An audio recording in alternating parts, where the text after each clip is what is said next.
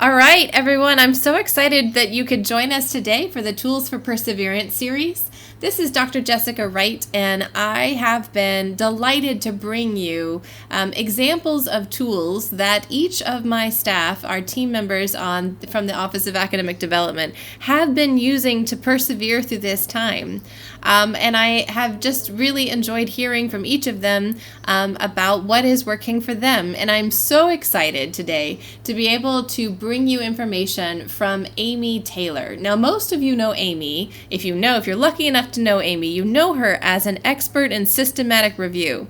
She's one of our amazing librarians, and she, like I said, if you're doing a systematic review and you don't know Amy, you're missing out. You definitely want to get in contact with her as soon as possible. But she is going to go over with us the WHO's guidelines for using video games and online game playing to help us get through this pandemic. So, hi, Amy. How are you today? Hi, Dr. Jess. I'm doing all right. I might actually play some video games this weekend to kind of de-stress. So this is quite a lovely topic for this week. Indeed. Well, tell us about it. What is Play Together Apart? Okay, so Play Together Apart is an initiative that the WHO has put out to try to encourage social distancing. In the past, they've had some warnings about video games because of video game addiction. However, in these different times, they're now trying to promote social distancing through video gaming. So video games have changed dramatically since they first appeared on the scene. I mean, we can go back and think about the days of Pac-Man and all the way back to Pong. In today's world, we're now able to blend our worlds and our real life world, in with virtual ones as well, augmented reality. One of the most popular games in recent years that uses a combination of real world and virtual reality is Pokemon Go. And it just kind of exploded all over the scene, and it kind of created this new world of gaming where you can really immerse yourself in a virtual world in addition to a real world as well. Virtual reality, augmented reality, and video gaming with all these new trends have actually been incorporated into different therapies as well. Anything from anxiety disorders with exposure. If you have phobias, they've found that video game exposure works in the same level of efficacy as the real life exposure. It can also be used for pain management because of the distraction and immersion in virtual reality. It kind of takes you out of your body and you immerse into another world. With our world changing overnight, and it continues to do so, a lot of our daily life has become very small. Many of us are constricted to limited spaces and limited human interaction. And this is a way that video games can kind of come in and break us out of that. Through video games, not only can we continue to explore the world around us, we're doing it in a virtual setting so that we can encounter fantasy worlds, we can encounter real worlds. We're able to kind of place ourselves into another world for a period of time in this reality that we have where we can't really go everywhere we want to go and we can't be with people we want to be with. I love it, Amy. This is fantastic to be able to escape into another world. Let me know if you want me to go to the next slide at all.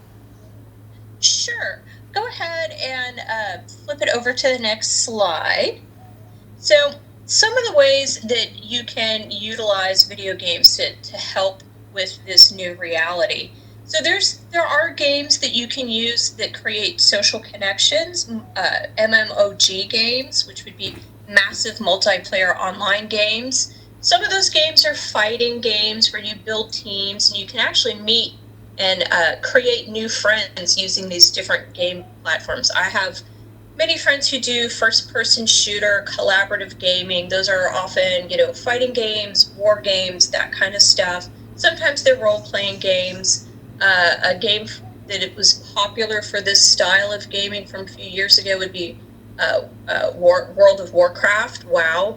That was one of the first big ORPG games that kind of broke out and got people into that style of gaming. It was one of the first big ones. The benefit to those kind of games is you can meet new people, you can create new friend groups, and you work collaboratively to solve problems and set goals. A lot of times in these games, you can't accomplish a mission unless you work with other people. And usually when people play these types of games where you have the multiplayer, you're on a headset, so you're talking in real life time to the other members of your team as you traverse these worlds and try to accomplish missions. So that's one popular form of gaming that can help you to keep social connections and also kind of immerse yourself outside of your own little tiny world that exists right now. So one of the other, and this is a game that I don't have, but all of my friends are playing. So another super popular game right now during the COVID-19 times is Animal Crossing. And Animal Crossing is not a fighting game at all. And it does have a collaborative element to it, and so that you can team up with friends who also have this game and meet online virtually in this game to do tasks together. So what Animal Crossing is it in Animal Crossing, players take on the role of a human being on an island filled with kind of chubby anthropomorphic animals. That sounds amazing. You're actually creating a society in this world. So it's just like our world, but in a virtual world where you have a house and you plant flowers and gardens. You're tasked with building a thriving society. And you fill it with shops, bridges, houses, accommodations, playgrounds for the residents of this society. There's no high scores, there's no fighting, there's no bad guys. The game is played at your pace in real time, and you can do as much as you want or as little as you want in the game. And yeah, you can have your friends come over to your island in the game. You guys can hang out and talk and plant flowers together. And there's very soothing kind of jazz-like music in the background that's upbeat. And it's just this very relaxing game. My friends who are into this game, they say that when they're stressed out at work, they can hear the music for this game playing in the background, and it kind of calms them down. So there's a game for pretty much anyone or any type of need or desire or interest that you have. So the games that I have been playing during this is my particular favorite game is Civilization 6. And that's a strategy game where you go and you basically create an empire, and you can win the game either through culture, religion, science, or domination. I always play either religion or culture. But it's up to you what kind of game you might want to do. Some people like the fighting, some people like the strategy, the collaboration. I really like the strategy games because I get so absorbed. I'm not going to lie, when I'll play Civ, I can literally play for 6 hours and not even realize that time has passed. Because it's so immersive. And it requires me to do a lot of thinking and planning ahead of time. So whatever your style is, there will be a game available. So what's interesting about the new initiative from the WHO with the Play Together Apart is that over 40 companies now, as of today, as of April 9th, over 40 companies have now joined this initiative to make a lot of their content more accessible, either free or very heavily discounted.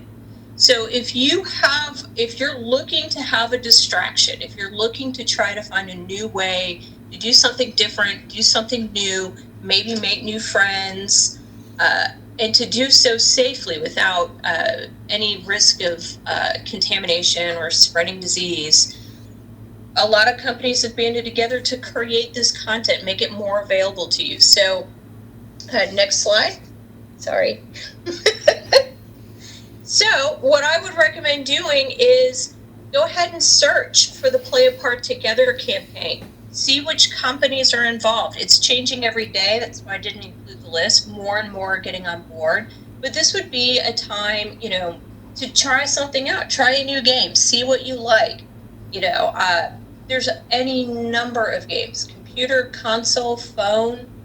give it a go. There's a whole bunch of freebies right now. Go ahead, take advantage of it.